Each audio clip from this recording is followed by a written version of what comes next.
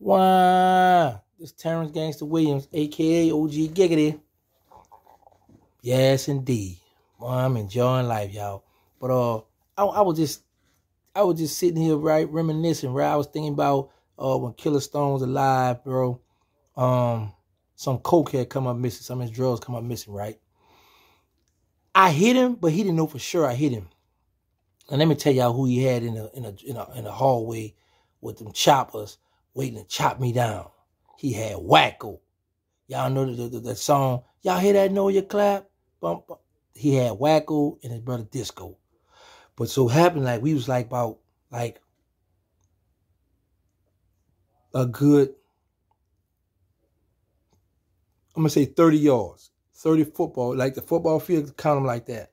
But like they in it, like you come on Magnolia Street and you come in the driveway, got the little curved driveway, right? So Waco and Disco in that first hallway. So once you come out, turn on Magnolia, and you go in there, make it right, come in that first driveway on the new side of the project, then that first hallway right there. So Stone and I stand up talking down from it, but they keep walking in and out the. So I'm looking at where I'm saying to myself, okay, I had just come, all right, I used to go to Delgado Community College. A lot of people didn't know that. So I would dress like the little preppy boys, right? I would have my button-down polo shirt, my little polo slacks, my polo jacket, and I just had 2 nines in my back. So you would think I ain't strapped because I got my shirt tucked in my pants. So Stone, that's the big homie. So I was like, man, let me go holler at him.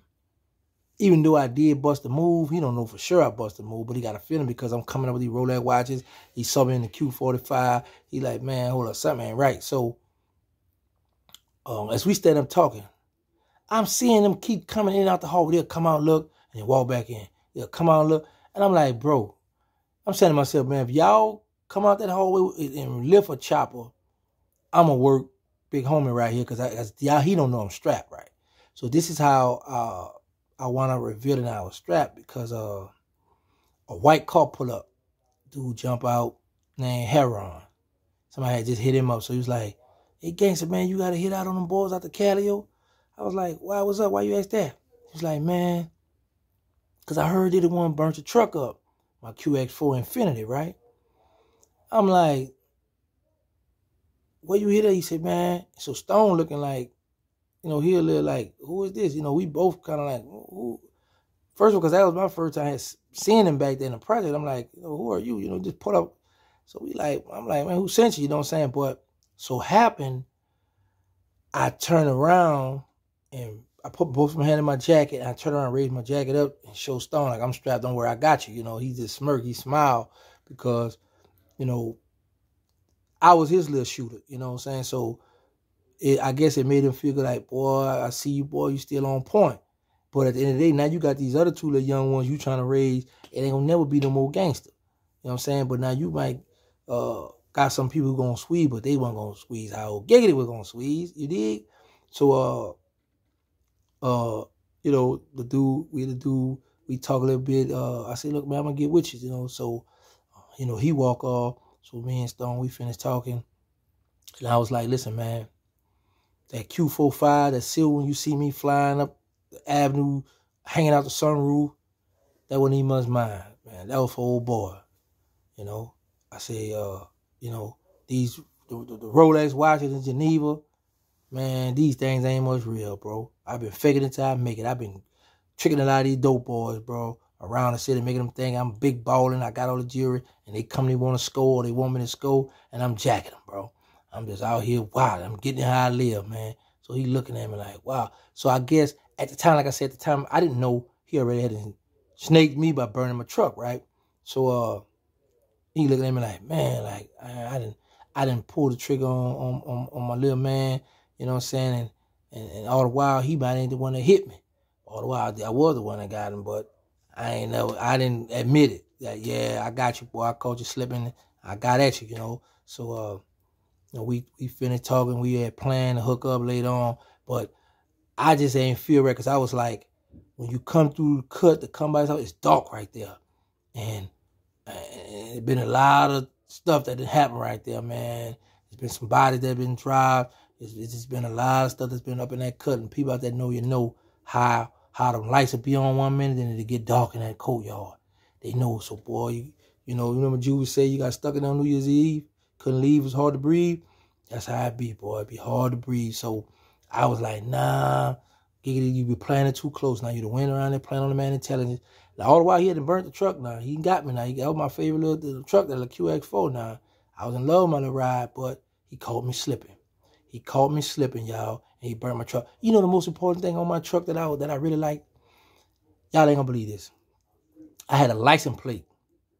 I had a license plate made with a picture of me on the license plate, and I had the words, "I'm jealous of myself." I'm gonna say that one more time. I had a picture of me on the license plate, customized plate I had made. Because like in Louisiana, I know in New Orleans, you don't have to, like Texas, you have to have a license plate on the front and the back of the car. In New Orleans back then, you didn't have to do that. I don't know how it is now. So I had this customized license plate made on the front with a picture of me with the words, "I'm jealous of myself." I was so arrogant, cocky, and conceited back then. Yes, indeed. So, yeah, and he burnt that thing up, man. I got caught slipping, y'all. I got caught slipping, and my neighbor hit me up. He was like, "Man, that thing." No, first my baby mother hit me. Somebody said shot the truck. I said, "Man, that thing all right." That's another story to that, so I don't want to talk about that right here. But anyway, yeah, he caught me slipping, but I shook back. Like literally 4 days later, I went and got the 400 SE Mercedes-Benz, the navy blue, just like my hat, this color here. You know, that big boy. But a lot of dudes down my way was taking the 400 on, putting the 500 package on and all that old stuff. I was like, man, it's all good. I'm out the hood. To have a Benzo, I'm good. You know what I'm saying? So, yeah, I don't talk as much about the Benzo because the QA4 was my favorite because I had opened the door. I got that off the showroom floor. I hold this door, the man hold that door, and that thing rolled. I think it had like 13 miles on that thing. Yeah, fresh, brand new. I was the second person to buy it. I was the first one in New Orleans with it, and the second person to buy that thing. So, yeah, that's why I like that truck. That was my baby. But, yeah, he burnt that thing up. Totally burnt. The whole inside was gone. I put up. It was over with.